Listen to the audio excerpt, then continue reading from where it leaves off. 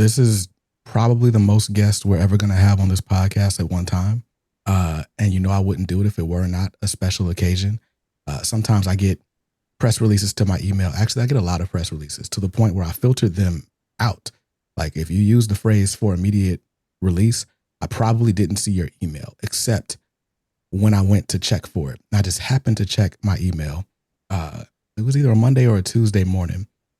And when I saw this email at the top of my inbox, I didn't even have words. All I could say was, yo. And so that's exactly what I did. I posted on Threads, on Twitter, to talk about the formation of the Ink Alliance. And I've actually got quite a few members of the Ink Alliance here surrounding me like the Brady Bunch. And so please welcome to Comics Are Dope, the podcast, Mr. Michael Davis of Blerds Underground, Mr. Joe Woods of the Comic Den, Mr. Phil Rollins of Offbeat Comics and Record Shop. And then we've got Mr. and Mrs. Sean and Ragan Mack of Cuts and Comics, the world's first comic book store and barbershop all in one. We got a whole lot of firsts, a whole lot of amazing things going on. Welcome, you guys. Thank you. So, the only one in curls. Yeah, Sean has been the silent G this entire pre-show, and the first thing he does is start singing the Brady Bunch. I have no idea what to expect from this man from this point forward. I told you. I said, look, Sean quiet till he ain't. When you want to chime in, that brother gonna be heard. Right. Well, first of all, everyone, again, welcome and congratulations on the formation of this alliance. Not to insert myself in this conversation, but there's been a lot of sort of groundswell over the last few months about representation and how we can kind of fix the direct market. And, in that conversation, I posted a video about how kind of it can be frustrating to be Black and nerdy in some of these spaces. Like it just feels like a lot of stuff is dictated towards you. A lot of stuff like you kind of have to take scraps at times. And it's just not fun in some aspects. And one of the solutions that I proposed to this problem was we got to get more Black people in the direct market. We got to figure out how to get more diversity, not just among the readership, but among store ownership. Now, I did not know at that time that there were perhaps less than 20. I've seen the number as high as 20 and as few as 10 Black-owned direct market shops in the country out of 2,000 estimated comic book stores with, lunar or diamond accounts, right? Like that is crazy for the number to be that low. I was actually talking to my shop owner, Dan from Fight or Flight Comics. He's Filipino. And he told me he went to ComicsPro either 2 or 3 years ago. And he was the only Asian. And there was one Black person there who was the only Black person. And they struck up a conversation about how it was just very white. And I had no idea there was that small of representation. So when a couple of weeks later, I got that email about the Ink Alliance forming, I was really excited because I feel like it's the start of something really, really awesome. So I want to talk to you guys about, one, your independent journeys as retailers, and then kind of meeting this moment with Coalition by forming this alliance. So I guess, Michael and Philip, I'll start with you guys since you're the co-founders of this initiative, and ask just kind of how did this come together? Well, Phil, you mind if I start? Go ahead. It really started around what you mentioned, and then I'm curious. I might know who it is. You said what name of that shop? What was the name of the shop that you said you went to? It's Fight or Flight Comics in Raleigh. Fight or Flight. I think I know exactly who you're talking about, because I think that was the year I was there the first time and had the experience of being the only in that room, and that's really where this whole thing started. Is that so I've been owner of Blerds Underground in Chicago for, at that point, it had been about 3 years. And I felt like I was alone on an island trying to figure out what to do. Because unlike some comic shop owners, I came into the business with zero knowledge of how to run a retail shop. I bought a shop that was getting ready to close, I had a full-time job, so did my best friend, and we did something crazy and just bought us a shop and said we're gonna figure this shit out. so we did, and the first 3 years, brother, it was the most stressful 3 years. It was plenty of days we woke up and just called each other like, man, what the hell did we get ourselves into? Because we didn't know what we were doing, right? And I've got degrees, I've got business experience, but jumping into comics as a retailer is just something that there was no preparation for. So when I found out about this conference called ComicsPro, I was excited because I'm like, okay, there is a national conference of comic shop owners that get together and share resources and information, and I'm there, right? So I go out to Cali, and there are thousands of comic shop owners, all from not even just across the country. There was even some that flew from out of the country, Canada, and some folks in the UK, and all these retailers there. And all the information that I'm getting, I'm thinking, damn, I wish I had learned this when I was first in business, right? But as I'm looking around, I'm like, damn, I am the only brother in this whole goddamn conference. And I'm like, this thing, I knew look, I was not disillusioned. I had never been to a black owned comic shop until I founded our comic shop. So it's not like I thought that there was a whole lot of us out there anyway, but I just assumed that there was more than a few of us. So I'm in that conference and I'm like, yo, as welcoming as y'all making me feel here, where's the color, right? Where are my people? Like, do they exist? And so they were basically telling me, like, if you go find them, I'm sure they're out there. A couple of them have gone in different years where maybe I wasn't present, but after I left that conference, I started a Discord chat, and I just started reaching out to shops, and I'm like, hey, I see you black, like, let's talk. And I started a Discord chat because I'm like, we should be talking, we should be messaging, and it fell flat. I think because like the generational divide, right? Like some people didn't really know what Discord was, and I'm trying to teach them, and all that shit. And Philip Venom, he was the first person in the chat that actually started engaging with me a little bit. So I'm like, okay, I like this guy. I'm telling him, no, come to ComicsPro with me. Let me meet you in person. So he came to the next year's, and then he and I were the only two in the damn conference. And so, I'm looking at him and I'm like, bro, am I crazy? Like, we need to have something like this for our people. Like, we need to know the other black retailers. There's no reason we should be on these islands. And Philip was like, dog, I'm down. Like, he'll tell you himself in a little bit. He has an association he's a part of on the record business side. And he's like, I've seen it done before. On the comic side, like, if you need help, we can do this. And so I just started, when I got back, I had a whole new drive. I'm like, I don't care if it's Discord, GroupMe, Facebook Messenger, goddamn carrier pigeon. I'm going to find a way to get us all talking to each other, because there is no reason that we shouldn't A, know each other, and B, trying to figure out ways that we could collaborate. And so I got on the horn, started calling folks, and I just knew that a few of them was gonna hang up and think I was trying to scam them or some shit or sell them something. I'm like, hey, I'm Mike Davis. I don't need to buy nothing from you. I swear, I got a shop. I just want to know you. I just want to get to know you and have you meet other black retailers. And surprisingly, I didn't call one person that hung up on me. Not one. As a matter of fact, everybody in this Inc. Alliance that picked up the phone was excited to talk to me and was down from the moment that I gave this crazy idea about us all coming together. So it's been a journey. That said, you just heard that little girl screaming for me, so I'm gonna turn it over to Phil to tell his story how this thing happened. He pretty much told pretty much the bulk of it though. But on my end, I know with the record side of my store during COVID, there was like a whole buy black movement. Like everybody's buying black during COVID. Everybody's getting into records as a hobby, and they ended up with a group of us black record stores with a Vans kind of documentary on each of us. And then after that, it kind of spun into like, hey, we should start a coalition for us, because there's other coalitions of record stores. I was like, oh, I didn't know anything about that. And I ended up going to a conference that's similar to ComicsPro, but on the record side. And it was me and one other black-owned store. And this store was DBS Sounds in Atlanta. And long story short, they formed FAMS, which is Forever Music Store, which is a group of black-owned record shops. So when Mike hit me up, I was like, yeah, we could do this for comics. So like you said, the Discord, flat, nothing coming out of it.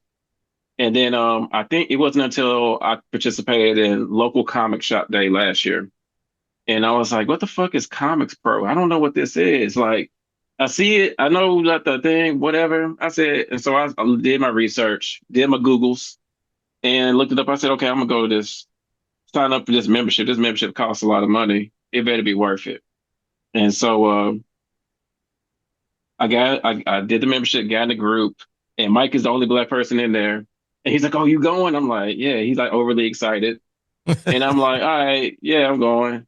And I'm like in my head, I'm like, "This better be worth my time," and it happened to be worth my time. Even though Mike had a bajillion and one questions for me, it was worth my time.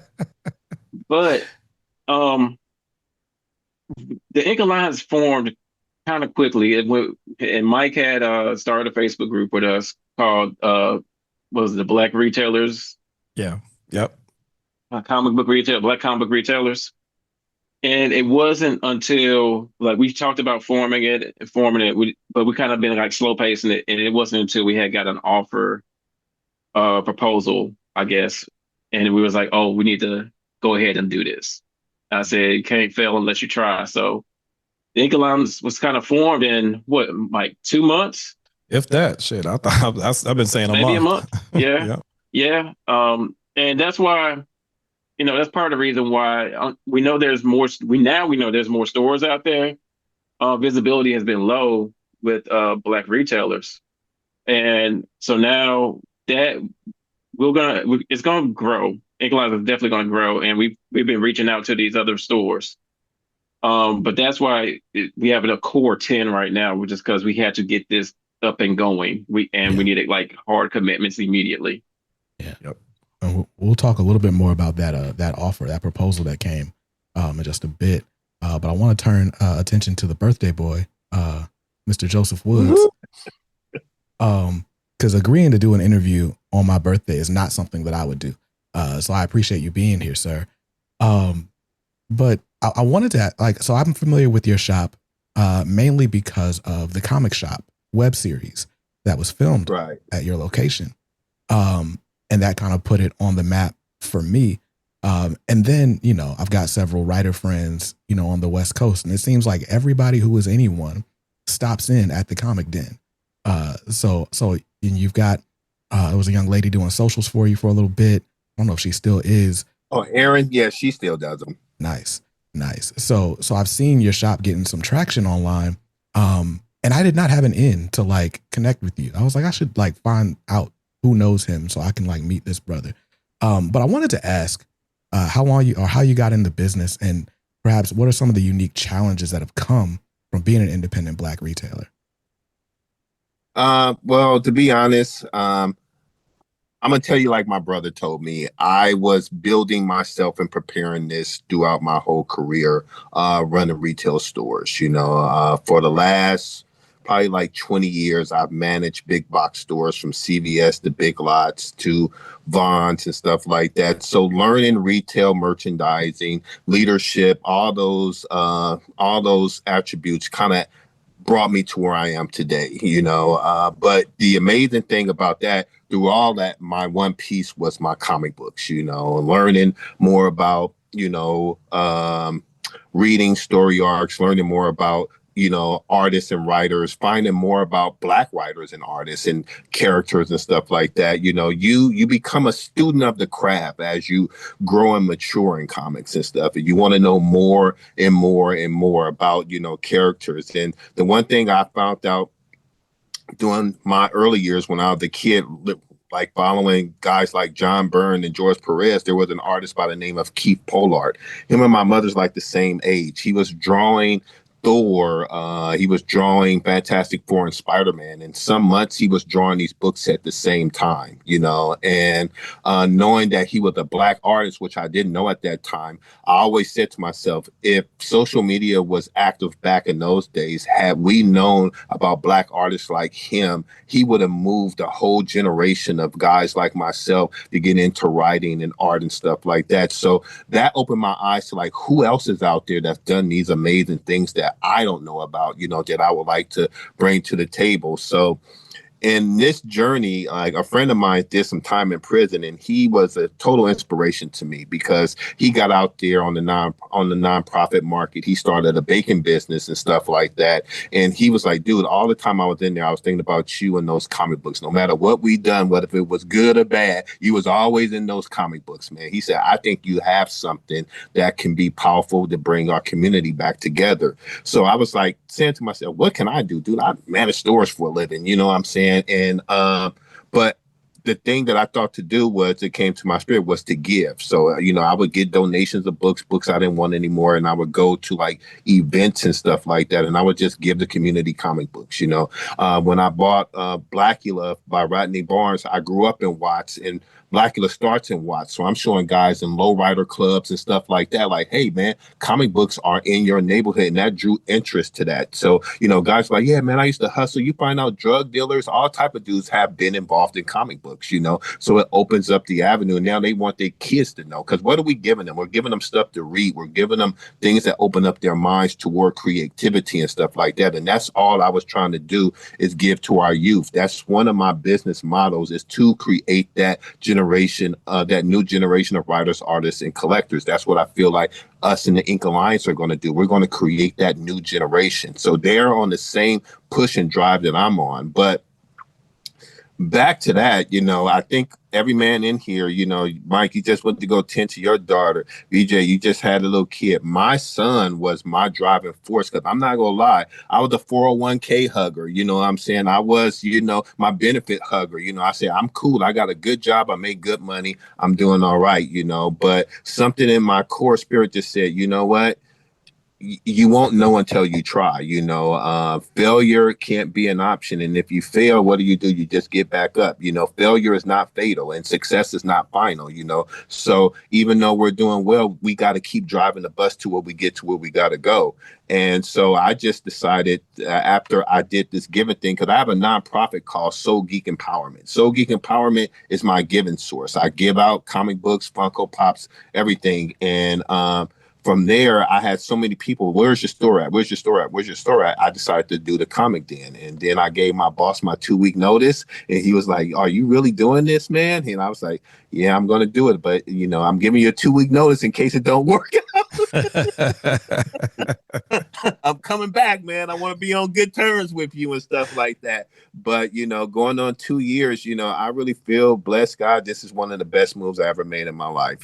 This is something that, I've always wanted to do. I've always wanted to integrate my life and be a part of comics, be a part of the comic community. And, we're brothers. And, I have Black people come in my store all the time. And they're like, man, this feels good to be able to come inside the store, see one of our kind, feel good, don't feel uncomfortable, and we're creating a new atmosphere for people like us to feel good inside of a store where they've gone to other stores and not had that same comfortability, and that's how we're touching people by being Black comic book store owners. It's not the fact that it's a color thing at the most, but it's like I was telling you guys about Keith Pollard. Just imagine what more Black kids would have done finding out that he was a Black artist. He would have moved a nation of us to get more into comic books. That's what Mike does. That's what, Sean and Phillip does. When people like us walk into a store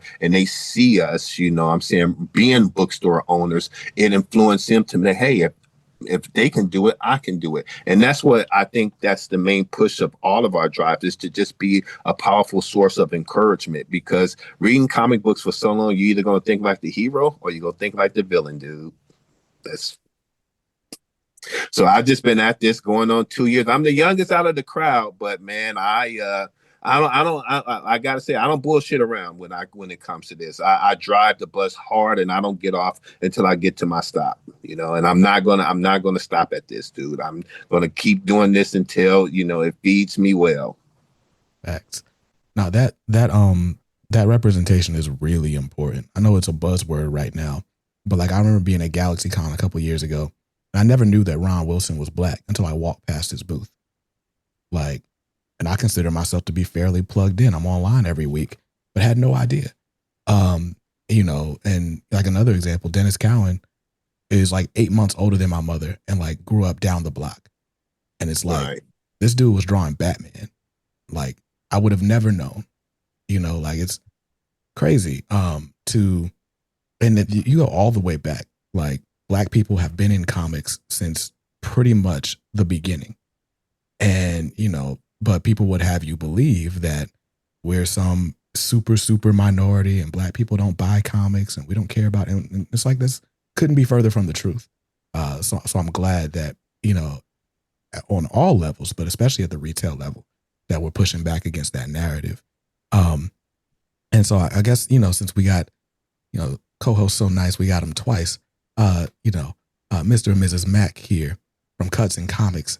I would love to know a little bit about your story, Sean. I know that you had Short Fuse Media for a while, and this is a bit of a pivot into the shop. But I'd love to know like a bit of your backstory and how you guys got into what you're doing now. All right. Well, yeah, I had Short Fuse Media, and as a publisher and operations director, my thing was I wanted to know everything about comics that I could. So there were times where I worked at fulfillment companies because I was doing fulfillment. I worked at a comic book shop when I was younger. And when I was running Short Fuse, I worked at that same comic shop as their warehouse manager, just so I can learn the comic end of the business, how to place the orders, things of that nature. So shout out to Comic City. Bob and Jill was excellent. That's kind of like, I figure like Cuts and Comics is like an offspring of that. But then the rest of my story just kind of revolves around my lovely wife, Ragan, who runs the day-to-day operations, because she has her version of the story that I think is more suited than what I would say. And I get cussed out about saying my version of the story. So I just turn it on for her. How could you do this to me? Don't get them in trouble, Ragan. Oh my God. Oh Lord. I want to hear the rest of this. Right. Yeah. Wait a minute. Okay. Are you sure, honey? Yeah, tell the same story that you tell in the shop to all the customers. Well, I usually tell people now to go and read it for themselves, but okay. Yeah. Oh my gosh. Okay. So the story goes, when Sean was a little boy, he would frequent the barbershop with his dad. And it's particular, he always enjoyed going, of course, barbershop, old school, talk, plenty of smack. This one particular time he went and he was bored. He saw a stack of magazines laying on a table. Underneath that stack, it was a comic book, Batman versus the Predator. And he said, okay, well, I know who Batman is and who the Predator is, but why are they fighting? And it sparked an interest in comics. And just like my husband said, he worked at comic book stores and managed, eventually became a publisher. And the idea always stuck with him, barbershop and comic book stores. And he just so happened to marry a barber. That's it. So I love and then it's the one part of the story that I have to tell that she hates. Oh my God. Just like right now, I'm traveling on business because I say it all the time, and I don't know if people take me serious. Ragan runs the day-to-day operations at Cuts and Comics. I'm in the store maybe twice, maybe 3 times a week because I travel for work. And like even right now, we're in separate states. And, at the end of the day, I was traveling and we had the conversation about it. And I came back off the road one day, and lo and behold, she had a shop. And I'm like, whoa, wait a second. She was like, yeah, I signed the lease. I'm like, what? And she's like, yeah, we're gonna do it. You talked about putting the barbershop and the comic book store together, and I got a lease. So our first location, she just did it. She did it 100%. That was her. She did it. And I was doing an interview, which if anybody's read the short story on the short comic on our website from Chronicles, I was doing the interview, and that's a true story. If you read that magazine, if you read that story, I was doing the interview because again, it was a barbershop and a comic book store. So people in Georgia was like, hey, we want to come talk to you about this. And I said in the interview, like, yeah, so, I came off from traveling and, she had already had the shop. So we just had to figure it out from there. And she went off on me as soon as she smiled while they was there, but she went off on me as soon as they left and was like, how dare you say that lame story? They want to hear something more positive. They want to hear the story. Yes. We didn't just make it happen. We didn't figure it out. So, I let her tell the version that she likes of the story. But they're the same story. It's just my perspective and hers, though. But it is such an honor to be the first and only barbershop comic book store combination in the world. You know? Hey, That is say so that. dope. Yeah, that's amazing. And I think that's just the power of a strong wife, right? Like, Yes, you know? Sure. I don't know if I've shared this story online, but this, well, not this camera, but my first camera, this is a Canon T3i. And I wanted a camera for a long time because I wanted to make beat making videos. And I just couldn't bring myself to do it. We had a 2-year-old at the time. I was like, I don't have money to be spending on, it's like $800 for a camera. And my wife in 2015 just went out and used our money to buy me a camera for my birthday. And I was like, what was this for? And she's like, listen, you got to do what you was trying to do. So, but I mean, we ate off that camera. I was a photographer for a little bit. I was unemployed. And so built up those skills. I shot weddings, shot all kinds of stuff, and then built what is now this YouTube channel with it. And it's just like, that would not have happened if my wife didn't just go to the store and spend some money. Because I don't know that I ever would have. I'd still be sitting here like, man, it'd be nice to make some videos. So shout out to you for doing what needed to be done. And every time you mention it, she'll say something to you about it too. Absolutely. Absolutely. And so, Mrs. Mack, you know, to my knowledge, you are the only Black woman who owns a comic book shop at the moment. I want to give, you know, respect to LaShawn Colvin, rest in peace, who did have Comics and Geeks out in Montgomery. And then Ariel, who had Amalgam Comics in Philly, the coffee shop. Heard a lot about her. But obviously you occupy a unique space, right? Being the world's only combination comic shop and, you know, barbershop. But then there's also that unique aspect of, okay, who's in ownership? And I think part of what's interesting about bringing a diversity to the market is that every store is going to have a different feel. Every store is going to have a different product mix and personality. What would you say is unique about your shop outside of just the product mix? But what do you feel that you bring to the shop that you feel like isn't replicated in other areas of the market? What do I bring? Fun. That's what I bring. Diversity. My shop is very diverse with the clientele. And because it's so diverse, I think the barbershop set us aside all by itself with diversity. And because of diversity for the barbershop, it also, you know, transitions for the comic book side of things. So everybody comes to Custom Comics, not just one group of people, everybody. Yeah, I think that's it. Diversity. I'll stick with that.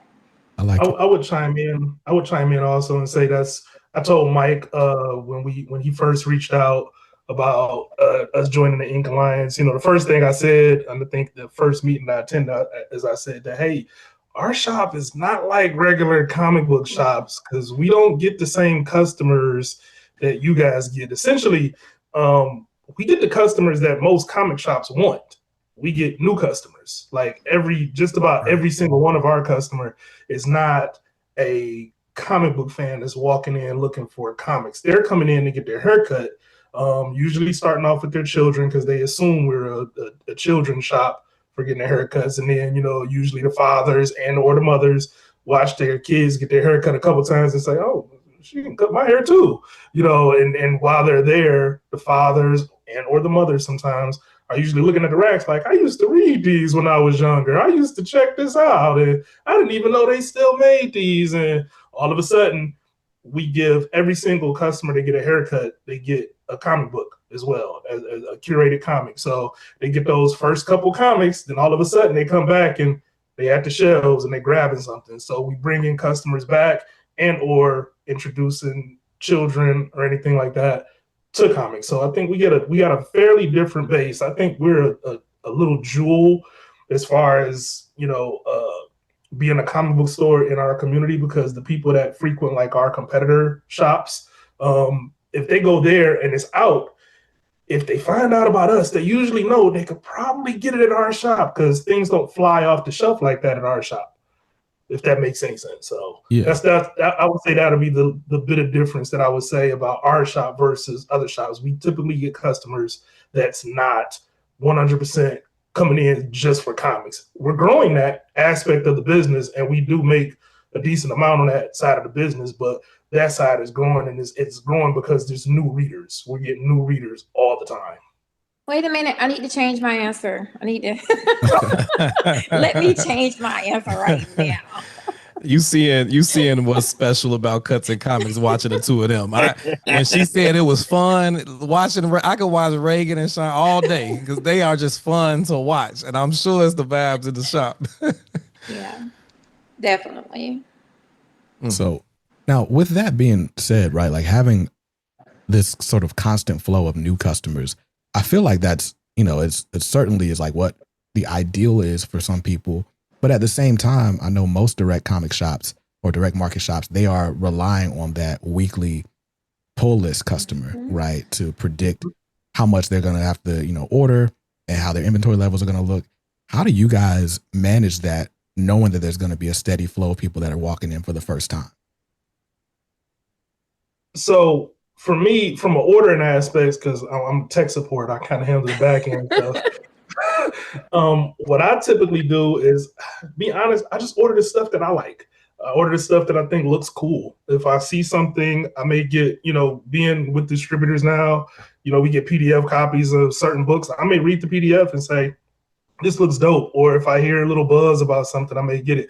I will be the first one to admit that I dropped the ball on Absolute Batman #1. I completely dropped the ball. I didn't know anything about it because I wasn't in tune. And then that's when I got the rush into my store because, again, we're like that little jewel. And when people find out, like, hey, you guys got this? I'm like, nah, but I can order it. And then, for me, I figure we're like the local, the friendly neighborhood, comic shop. It's like, hey, just talk to us. And when you come into our shop, it's just like a barber shop where you get people bantering. Of course, me and Ragan, when I'm there, we're bantering and talking junk to each other. So for us, it's like a family vibe when you walk in. It's like going to your barbershop where people are talking junk and all the time. So when people see that, it's like, hey, if you need something, just let us know. Just call the shop or just email us. Shoot us an email. We hand out business cards. Shoot us an email. Say if you need something and you didn't get it, hey, let me know and I'll get it for you. So typically that works out well because people that didn't get something and they come into our shop, they usually know they can just ask. We'll just get it for them. And I go to the length of, me personally, similar to Joseph. I worked in, even though my 9 to 5 is not now retail, but for 20 years of my life, I was nothing but retail. So customer service has always been a big deal for me. I will order a book at a loss to ensure the customer gets it because I know that that'll make them come back to my store. So if I have to order something off of eBay and take a hit on it and take the loss to get them to say, just to get them the item that they wanted, I'm okay with doing that. Now that I got the Ink Alliance, I shouldn't have to do that. But even me, I give books out, even with the Ink Alliance, I would never try and charge them. I give it to them at cost. Like, here, man, if they need a book, here's the book. We just did something similar to that about 2 weeks ago. Hey. What are you talking about? You're telling inside secrets. No. We work together. So BJ, Sean ordered the comics. I sell all the comics. Give me my hat. I sell the comics. Nice. So she does sell all the comics.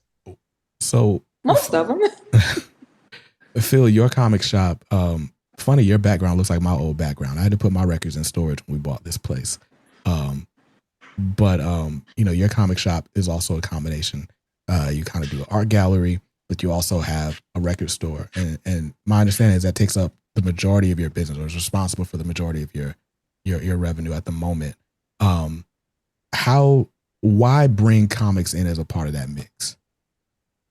That starts with my upbringing. So I got into comics from my mom. So I read her collection growing up. That's how I learned how to read. And ever since then, I've been enamored with it. I was drawing Nightcrawler and Wolverine growing up and all of that. And there were several comic book stores that opened and closed from where we lived. So I would ride my bike there, listening to D'Angelo Brown's Sugar single. And I would go to the comic shop. And then on the way back, I would stop at the record store and get a CD. And then I'll get home and I'll listen to the CD and read comics. And so they always go music and comics always went hand in hand to me. I never, it always was that. So once I hit like 18, after I graduated high school, I made the conscious decision like, hey, I really want to DJ. I didn't know where to start, where to begin. And it's one of those things where my godbrother he had a record label, and now he's like, you're gonna be the A&R and the DJ. And I was like, I don't got no equipment. I can't afford no equipment. I don't even have a proper record collection. So everybody knew me as the kid who was making mixtapes. This was Napster, LimeWire era. So I was always burning CDs, handing them out to folks. Wasn't even selling them. I was just giving them away. And my first DJ name, and it's terrible DJ name I threw out there, is DJ Archangel. And it did not flow at all. And I was like, okay, that lasted for about a week. But after that, I started DJing, and once I hit 20, and I started internet radio stations, a radio station, 97.7 here in Jackson. And I kind of just grew after that from DJing at open mic nights at poetry spots called Savage Studios. And I started doing the major clubs and opening up for acts. Opened up for Snoop and Wiz and Flaming Lips, Mother's Finest, what have you.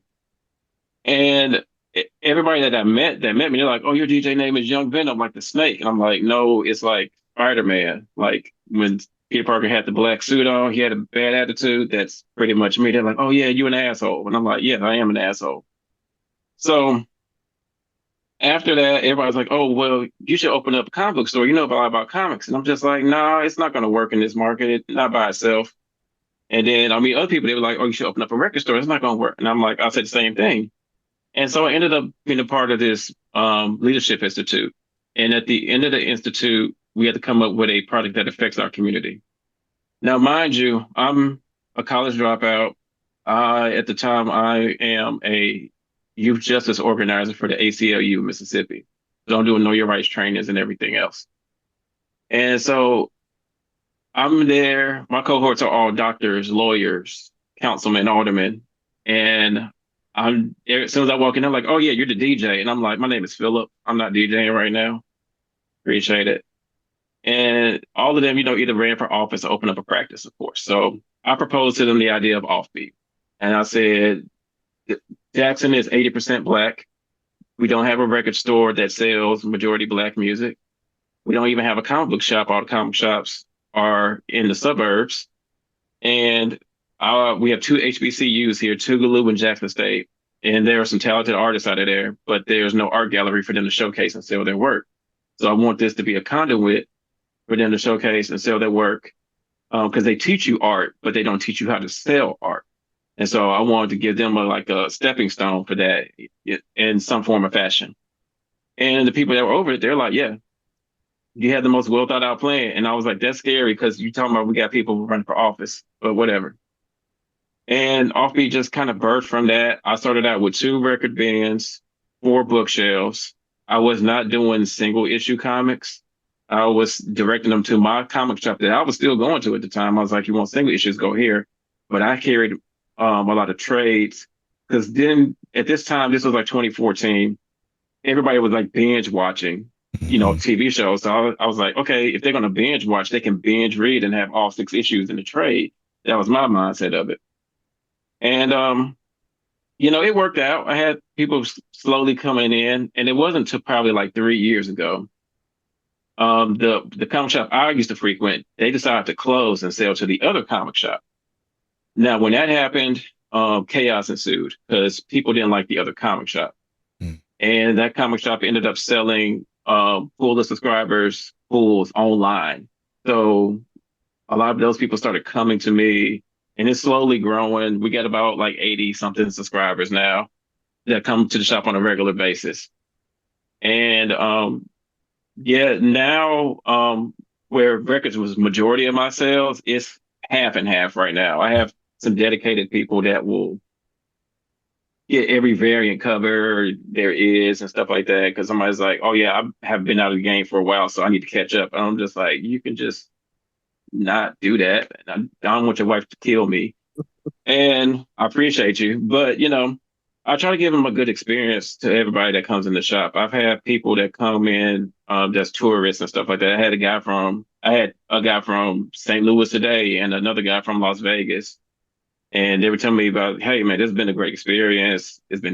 I've never been to a store like this. So I just wanted, I grew up going to stores and being typecast and seeing how they treated my mom and like, oh yeah, Wonder Woman's over there. And she didn't read that. She read nothing but teen books like Alpha Flight and all X-Men, X-Force, Avengers West Coast and everything else like that. And I was just like, I don't want people to feel like that when they come in here. I want everybody to feel equal and stuff like that. And, help them find something that they may look for, not force anything on them. And, that's in Offbeat, all this stuff I sell in the shop, from the anime figures to the comics to the records, all that stuff is a form of art. And even, at one point, jazz wasn't considered music. Hip hop wasn't considered music by people. And, that's art, and comics are art. I have to tell people, I'm like, somebody has to draw, ink, letter, all that's a form of art, editing. The toys that you just think are just kids' toys, somebody still has to sculpt that. Somebody has to paint that before it goes into production. That is a form of art.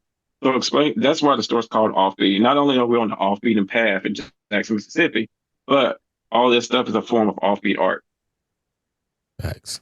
Man, what's crazy? Talking about how comics are art. It occurred to me, you are the second DJ named Phil that I've had on this podcast. Have you been connected with DJ Big Phil? Because y'all would hit it off. We haven't spoken, but we know of each other. Yeah. Okay. Yeah. I'll have to connect y'all behind the scenes. We could bring his gallery collections in black. I feel like that's something that Jackson needs to see. Yeah. So that'd be dope. But with that, we kind of bury the lead a little bit, talking about this proposal that came across you guys' desk, you and Mike. And, now we can kind of reveal it, right? You guys have seen the press release, and we know that Static is returning to the Titans next month in New Titans issue 38. And you guys have a retailer exclusive variant that's exclusive to all the 10 Ink Alliance shops. But how did this come together? Well, I could probably take that. And it's a combination of two things that happened. The first is DC had actually reached out. So to back up, the ComicsPro convention that we've been talking about was an opportunity for me to meet and network with the executives at different publishers, including DC Comics. And so, I had built some relationships with the folks that were responsible for sales at DC. And I gave them an early preview into what it was I was trying to attempt with Ink Alliance. Again, we didn't even have a name at this point, but I'm like, hey, I'm starting some conversations, and I'm building some bridges, and these black retailers were talking to each other. So I'm updating them on the status of it. And my birthday weekend in May, I got an email from DC that was like, hey, this is before it was announced to the public. They're like, we're working on a project that we're really excited about, and we think it'd be a good fit for that group you were telling us about. So if you're interested, reach out. Now that happened on my birthday weekend. I ain't gonna lie to y'all, I ain't see that email because I was too busy out there trying to kick it that weekend. So I didn't even know. I might have glanced at it, but I ain't really paying no attention, right? So then another thing happened. That following Sunday, I started getting Instagram messages from Sanford Greene. And he was like, hey, brother, I really need to talk to you. When you get a chance, hit me up. Now, I'm going to be real. I met Sanford at San Diego Comic-Con the year before. And, we chopped it up, but I didn't think he knew who I was. I'm like, what I mean? Like, I ain't about to sit up in front like me and Sanford are homies. We met, we had a good time that night. We kicked it. And then I ain't heard from the brother. So when he dropped in the DMs, I was like, is this a scam? Is this really Sam? I had to check the Instagram account just to make sure it's the right person. And so I had the same experience.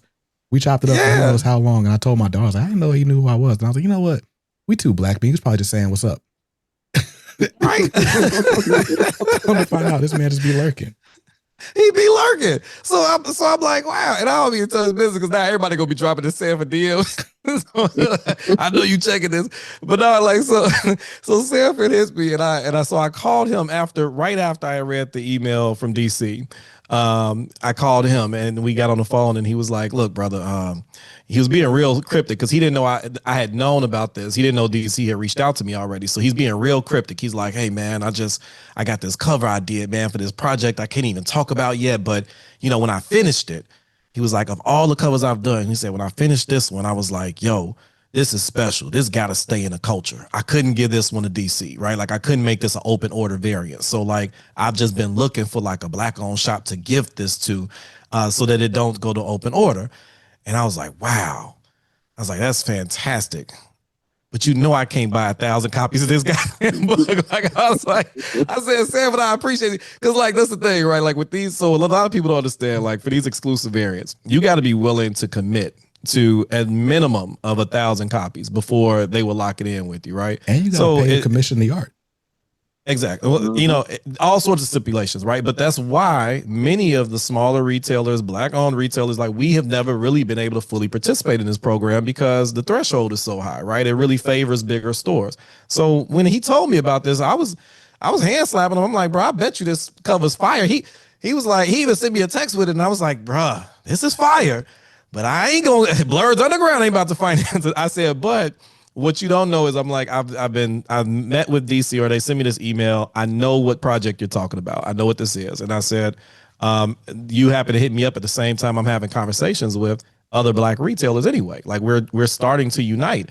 So I said, give me some time to work this out because we ain't had but a few Zoom calls. So this is really gonna accelerate some stuff for us. But I think this is a great opportunity for us to take this art and let this be the launching point for something much bigger than just this book, because it's big enough on its own. But I'm like, this could be the moment that is big for multiple reasons, including what we're creating. So yeah, so I brought it back to the team, and I had this emergency Zoom with all of the black retailers, and I was like, yo, this is the opportunity. I threw that cover up on screen share, and I'm like, what we gonna do? And every single person on that Zoom was like, fuck yeah, let's do this. Like we got to figure this out. And it was like right after that, that's when we all got into planning mode. Okay, we need a brand, we need a name, and I got to give Philip credit because he is the mastermind that helped put a lot of the pieces together in terms of like, how do we organize this into something to work? How do we get all these pieces together? And so we just automatically, like all of us started to collaborate around this idea that this could be the launching pad for this moment we have been talking about. So that's how it came about. My version of it. Philip may have some details I left out. Yeah, he left off a big detail. So after he talked, this man called me. He's like, "Hey man, I gotta tell you this," and I'm like, "All right, man, what is it?" And Mike, like I said, Mike is always happy, always excited. You He's always like that sound Yorkie annoyed. that. You tell these stories. Yeah, man. look, man, he kind of grinded my gears a bit. I ain't gonna lie to you. He's like, you gonna do like, okay, we go back to ComicsPro. He's like, you gonna do karaoke, Philip? I'm like, I don't do karaoke. I DJ, man. He was like, oh, but you love music. I said, and I don't like hearing terrible people singing music off key. Like, no, I'm not doing that. He's like, all right. So he did karaoke. I went and got far. I came back. Mike is gone. I'm like, he's like, yeah, we gonna do this. We're gonna do new edition. And I'm like, uh-huh. I'm just doing this, uh-huh. All right, man. I'm going to bed. Like, I ain't got time for that. But I appreciate his energy because we need that balance. The yin and yang. The yin and yang. Yeah. But man, he was hyping it up, and then he's like, I'm gonna show you this. You can't tell nobody. And he showed, and I see it, and I'm like, damn it. That was so yeah, that's exactly right. Yeah. Because I saw it and I was like, this nigga DJing and the sideboard behind it with the DJ in me was already like, I need this.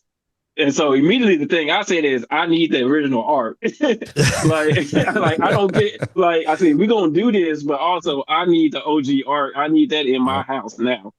I said, I will pay for it. I will trick off on that joint. But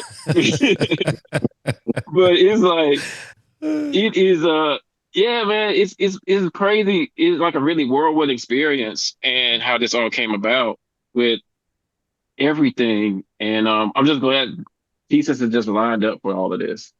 Yeah. So, Joe, I'm trying to hold true to my word. It's been exactly 1 hour. I'm gonna ask you one last question, right?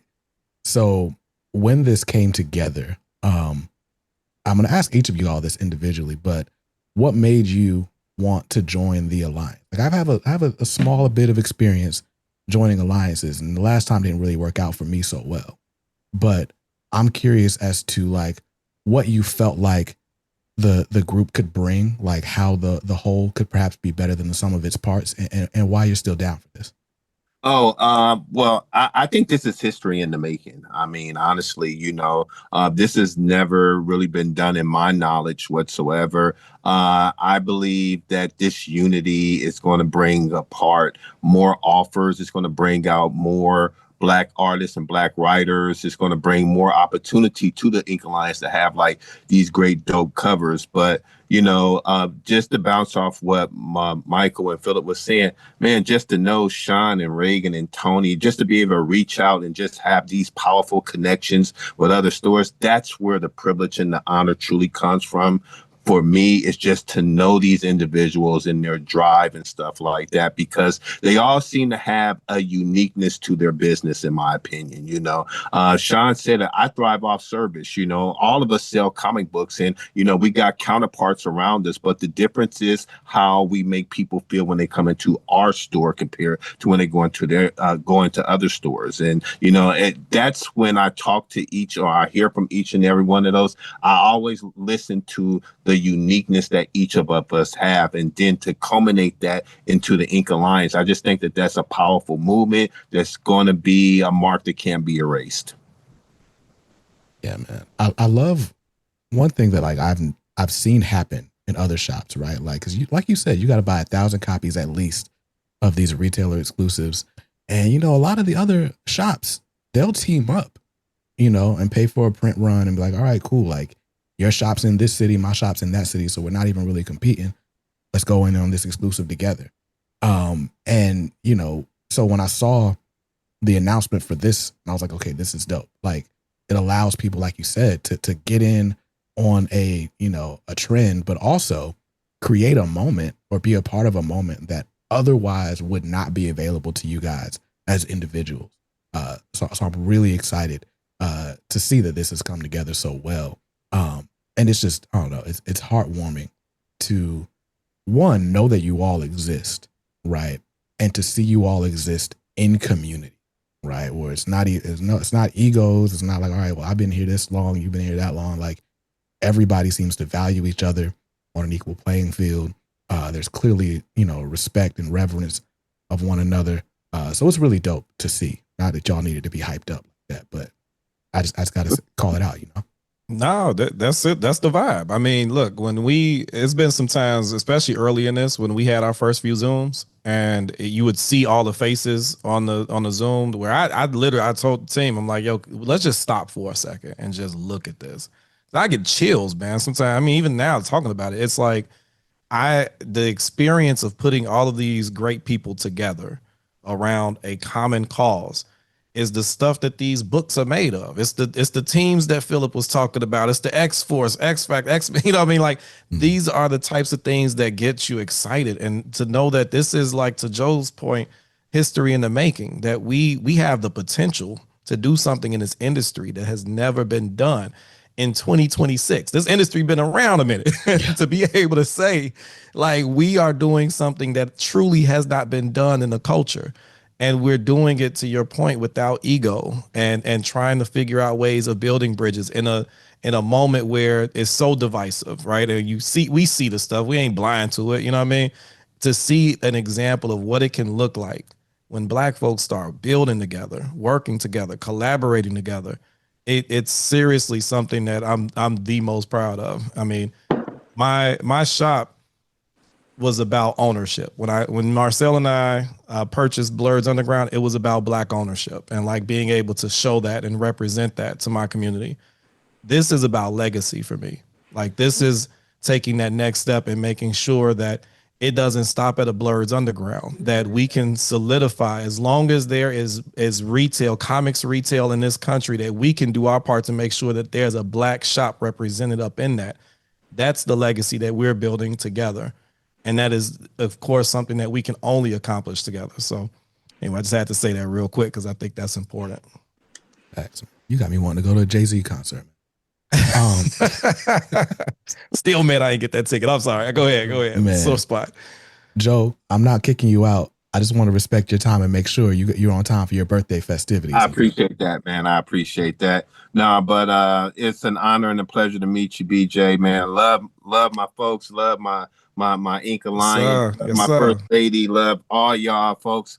I'm going to go out here and celebrate all this gray I got on my face, man. Congratulations, do it, brother. Man. Happy birthday, man. Do it. Happy birthday, Joe. Thanks for being here. Hey, thank you, brother. But man, you guys stay strong, stay well, and stay blessed. Same to you, man. Brother. First of all, again, the learning that there were so few Black-owned shops, and I don't know how many I expected there would be out of 2000. I certainly didn't expect the number to be 20 or less. And now it's my personal mission. I have to visit every single one of your shops. So, Michael, my sister just moved to Chicago. She's going to I don't want to say that, but she moved to the Chicagoland area. So I'm gonna find my way to Blerds Underground at some point next year. Come on. You know what I'm saying? Norcross, Georgia is not that far from where I live here in North Carolina. And the two Ink Alliance shops in North Carolina, Acme Comics in Greensboro and Eastgate Comics in High Point are within driving distance from one another. It's like a 30-minute drive, if that. So when this book goes live on August 19th, my plan is to make the drive. I'm going to leave Raleigh early in the morning. I'm going to stop at Acme first. We're going to shoot a little mini doc tour of the store. And then we're going to head over to High Point and do the same thing at Eastgate because it's crazy to me that there are only 2 Black-owned comic shops in the state, potentially. And you could basically throw a rock from one and hit the other. We're going to show this off and make sure we get some traffic in these stores. Not that y'all need my help with the way this cover is about to fly off the shelves. Sean, can you speak a little bit to how the release is going to work on release day? Yeah. Being the rookie with release dates and stuff, and again, our shop not being the most standard, I actually don't know what to expect. I made it a point to make sure I'm in town. I had to schedule some stuff and move some stuff around, so I'm going to be in town to make sure things go off without a hitch, because even when the announcements first came, our shop kind of got flooded with messages and everything, and I'm in Indiana, and Ragan kind of was feeling it. And she called me and she was going crazy, like, hey, this is what I'm talking about. You supposed to be here. And I'm like, okay, wait. And she was having a meltdown. But on the same time, she was online popping balloons and saying, we did it. Hey, that's because I had Michael and, Phil, everybody was there. Yeah. That's right. And I love that video, man. I was so excited. She got me on charge. I started to go buy some balloons my damn self. Yeah, and that was one of the beautiful things, because I had a crazy work day that day, and I was really just not available. But the Ink Alliance held my wife down for me, so I can say thank you to all of them for that. Right. So I'll be in the shop that day. We did do pre-orders, and pre-orders went exceptionally well for our store. A lot of hits, so it'll be a lot of new customers coming to pick up books. So I'm excited about that. And kind of like the rest of the rollout with everybody else, we got the pre-orders going. People will come in, pick up their books. They got till that Sunday to pick up their books before we put them back in the rotation. The people that come in and pick up the books, maybe we'll have some events going on. I'm working on something that I could have as a little extra. I haven't told my Ink Alliance brethren about it, because I want to be the only one to do it. Because everybody else told your wife about it. You wasn't supposed to say that, and this is what they be talking about. That's a secret I be talking about. Yeah, I'm telling secrets. You wasn't supposed to say that. I'm sorry, honey. I'm sorry. You were supposed to just roll with the punches. I know. I would have had to roll with the punches if you said something. But either way, hopefully I'll have something lined up, because at Custom Comics, again, we always like to give away stuff. We like to do little free stuff for our customers, just as a little added bonus. So hopefully I can have something wrapped up that I'm working on.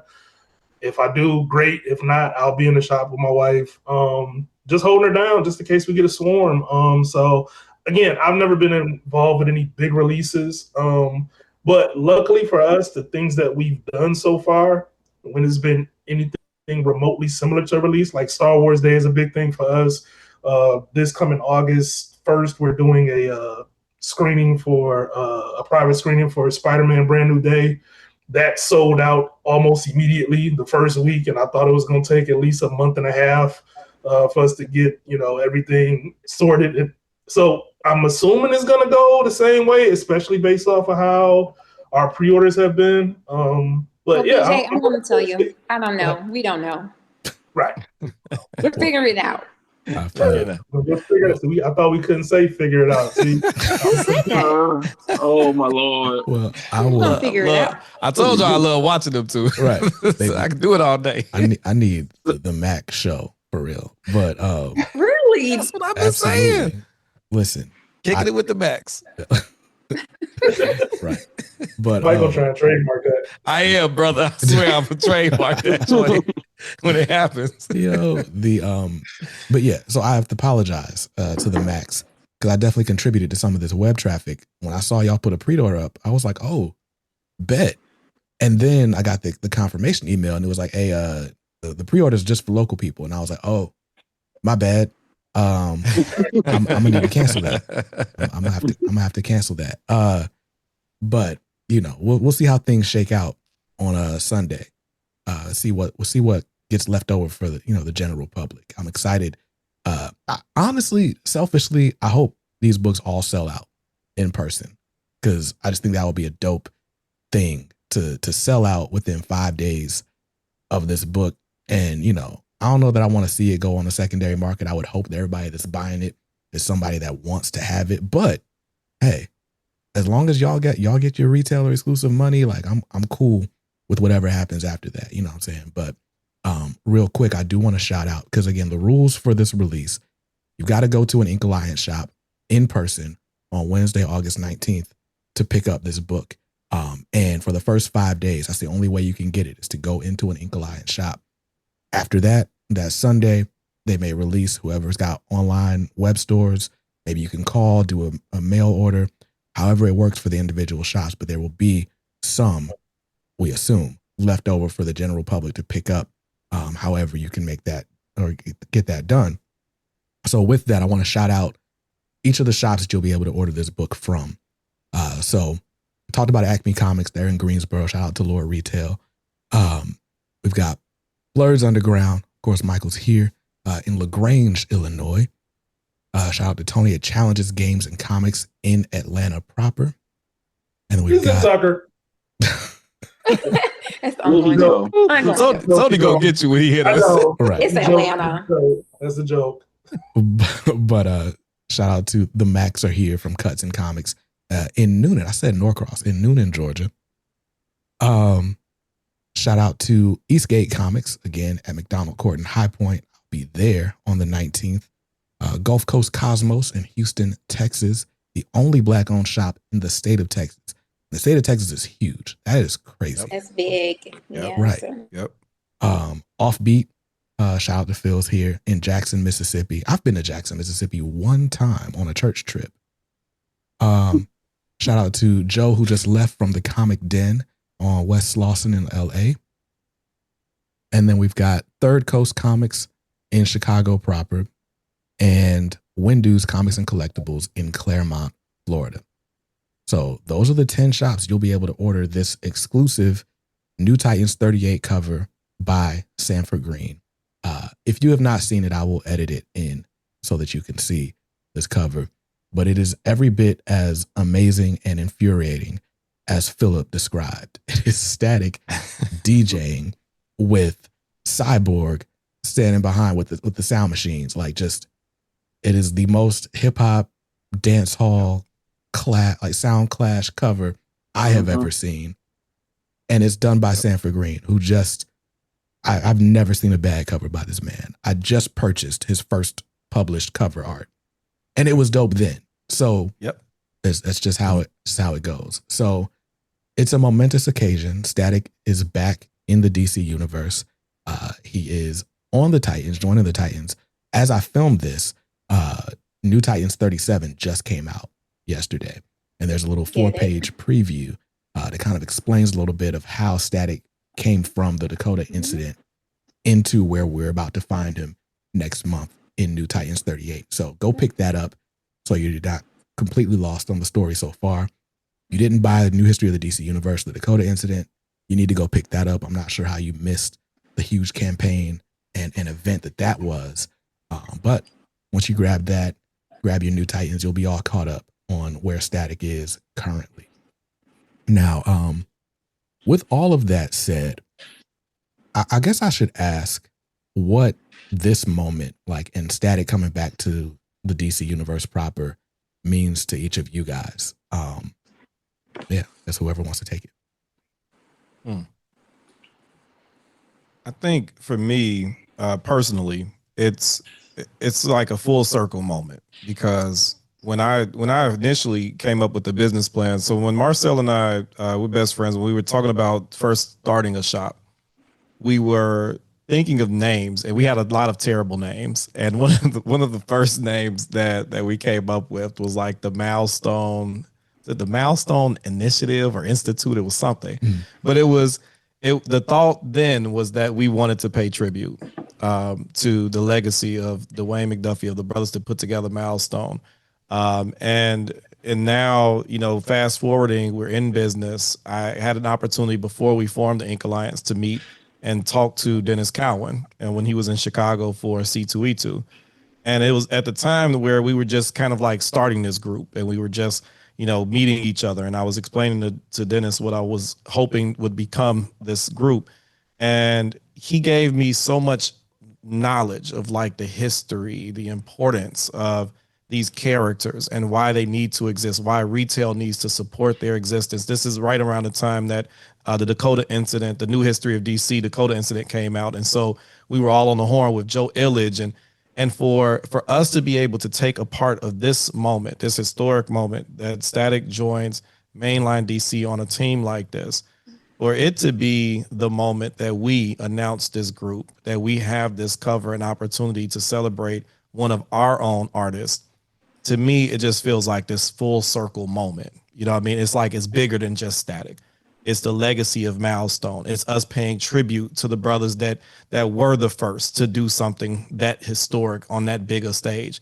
And then to follow up with that, all of these retailers who came up during those times where it was hard to find, and when Milestone came out and what it means and signifies to us to stand behind that and say, we got a cover that you can only get at a Black-owned shop for the first time in history, is to me the biggest tribute to Milestone, that legacy in this moment.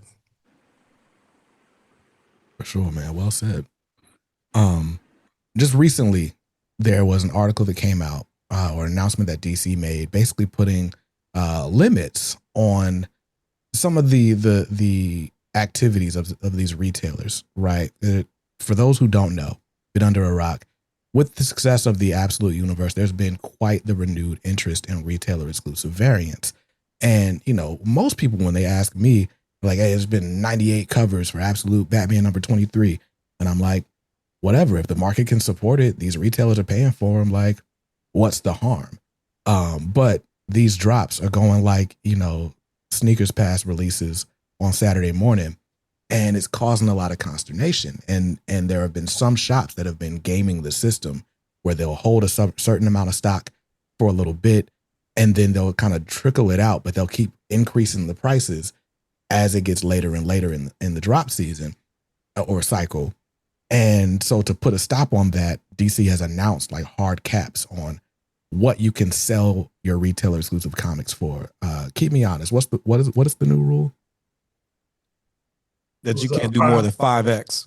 5 times the suggested retail price. And then I think it's 10x if there's a signature on the book. Which is like, I don't know how I feel about that. How do you guys feel about that? First thing I did was I did the math and I said, well, we in the 5 times mark. Right. This wasn't going to affect but you know what's funny is like when we announced the price, when we finally went out and announced the price of the Sanford book, it's $29.99. We had folks at $29.99 at least hitting my shop. Like, good Lord, that's a lot of money. Like Chris Rock, can I get one rib? It was like, yo, folks looking at us like $29.99. And you always gonna have that. You always gonna have somebody that think that you charging too much. But the truth is, like, we were far from that 5X. Like, we weren't even close to it. The most egregious examples that this whole rule was instituted for were from shops that A, didn't look like ours, and B, we're much bigger and played these type of games to make a whole lot more money than $29.99. Like these books is going for over $1,000 in some cases. So I understood the rationale behind it.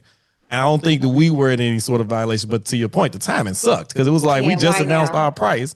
Right. And then all of a sudden, DC hit us with this announcement, and now everybody think they talking about the Ink Alliance book. Right. It's like you know, who's not informed, they looking at us like, did you see DC's thing? Y'all better not be 5X. And I'm like, you have no idea like how far we are from 5X.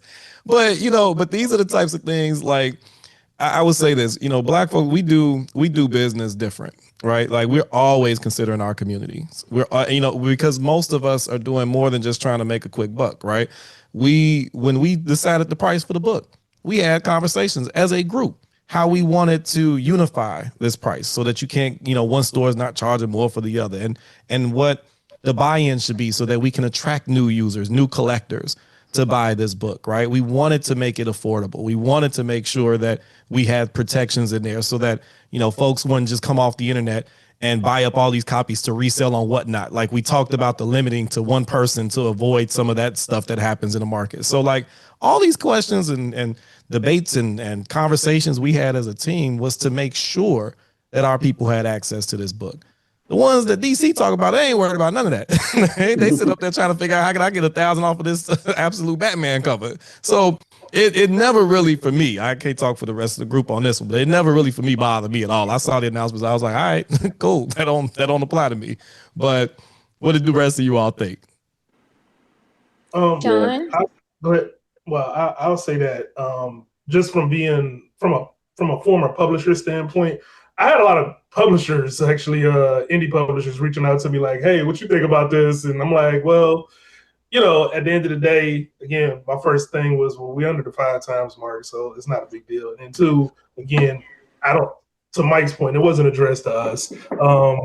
They specifically said in a lot of the coverage that was about this was that it stemmed from a lot of this absolute Batman stuff and the absolute universe stuff. So, you know, it was like, well, we know who can afford to get a bunch of retailer exclusive variants and who's the ones really making, you know, 5 figures off of it, because the damn show ain't none of us.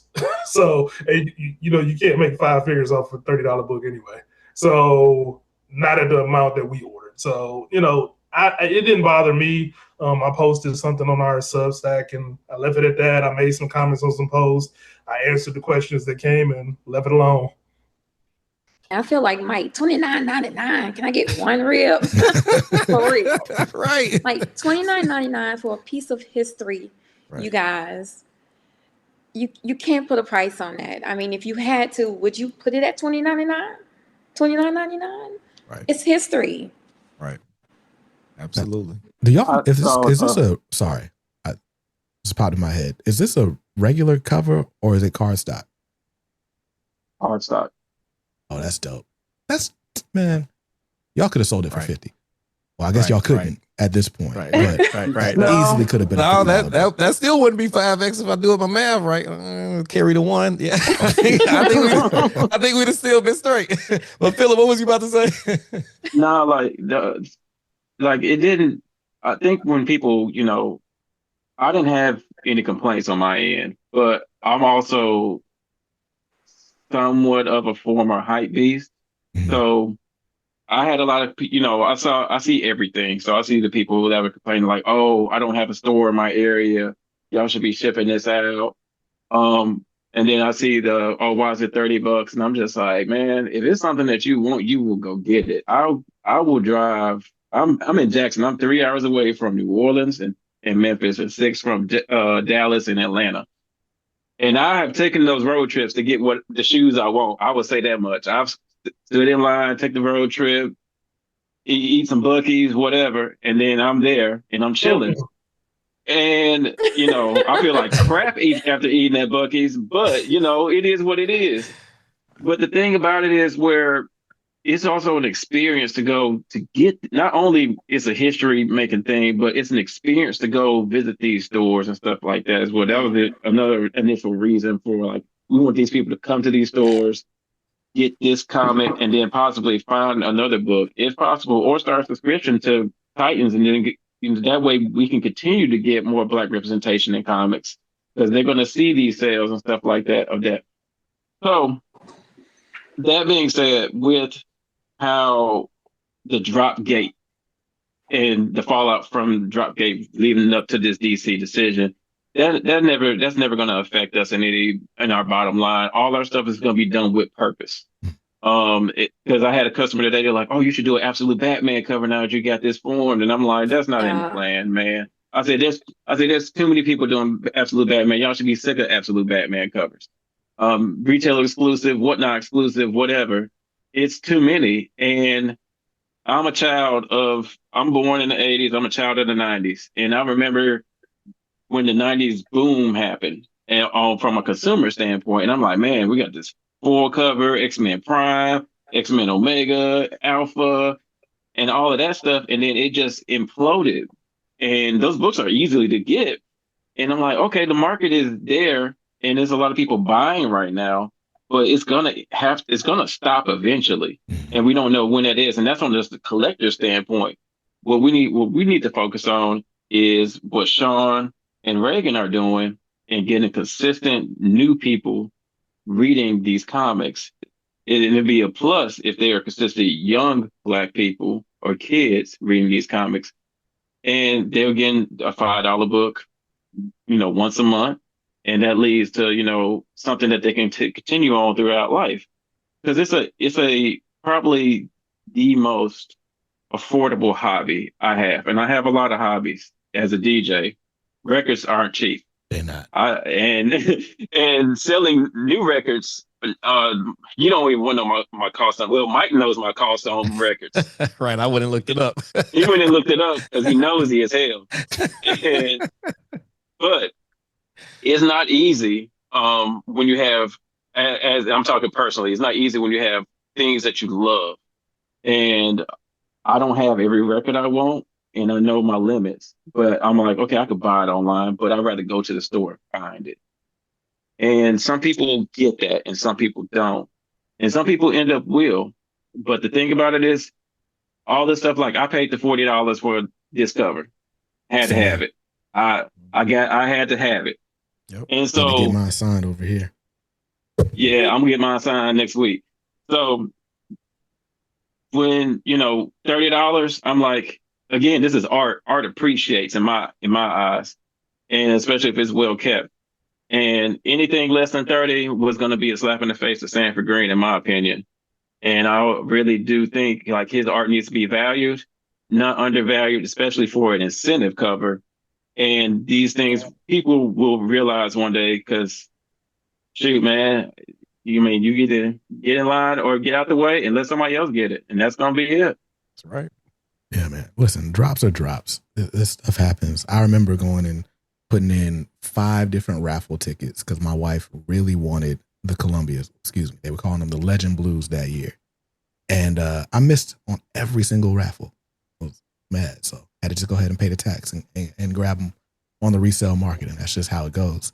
But man, I'm so excited about this initiative. Like I said, I'm making a road trip out of it. Unless I'm on vacation, I don't really shop anywhere except my local comic shop because those are the homies. Like they take care of me. They sponsor the channel. But to be able to be a part of history that day and be in Jermaine's line that day, right down the street from where I went to school, and then take the trip and got to pass my grandmother's old house to get to Eastgate and stand in that line. And that's just going to be a dope experience. And it's like, again, every store's got a different fingerprint, a different DNA, right? Y'all's back issue bins aren't going to look like other stores' back issue bins. Like, I am very excited to make a day of this. And I know that people are excited to visit your shops for the same reasons and more. So I'm really excited about y'all putting this together. Thank y'all for this. Hey, thank you, man. Appreciate it. And thank you for allowing us the space to come on here and talk about it, man. Really. Hey, no problem at all. It was a Listen, lot. go ahead. I told y'all I'm gonna reach out to each of you individually. Like, this won't be the last time we speak. So you guys, we'll be hearing more from the Ink Alliance. I know there are other things in the works. I'm sure there are plenty of things in progress. I've said too much, but this won't be the last we're hearing from the Ink Alliance. And this certainly won't be the last we're hearing of the Ink Alliance on Comics Are Dope. So with that, again, August 19th, check your local listings. Go to theinkalliance.org, theinkalliance.org, so you can check out the list of member stores.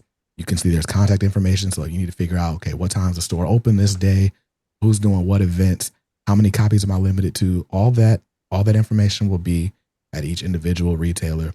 But you definitely want to get in line sooner than later. August 19th, New Titans issue 38, the Ink Alliance exclusive cover by Sanford Greene.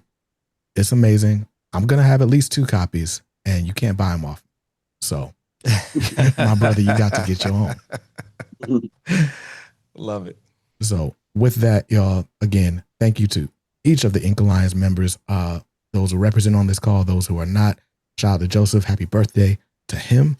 And we will see you all in another episode of Comics Are Dope very soon. Till then, stay safe, stay awesome, and read something dope today. Peace.